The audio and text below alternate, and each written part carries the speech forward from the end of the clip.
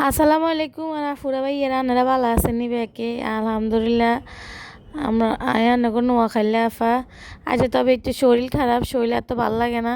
সকালবেলা উঠতে মন চানা তারপরও ঠেলি ঠুলি উঠছেন কিরিয়ম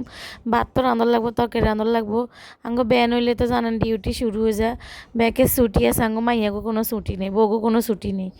তো যাক কি করি আমার শরীর অসুস্থ হলে হিয়ার হরে উঠছি উড়ি ভাত টাত তরকারি রাঁধছি কই কি রাঁধিয়ান দিয়ে আবার ফেজ একখান খুলি তো বিপদে পড়ছি অন্তত রান্নাগুলো লগে অন্তত ডেলি একখান ভিডিও যদি সাতটা মারি তো কেমনে হইব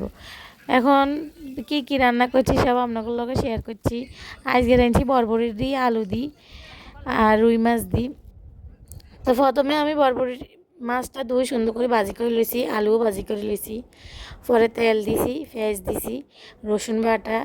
শুকনো মরিচের গুঁড়া জিরের গুঁড়া হলদের গুঁড়া ধনিয়ার গুঁড়া লবণ সব মশলা দিয়ে একসাথে কষাই পানি একটু দিয়ে কষাই লইছি লই এবার বরবটিটা দিয়ে দিছি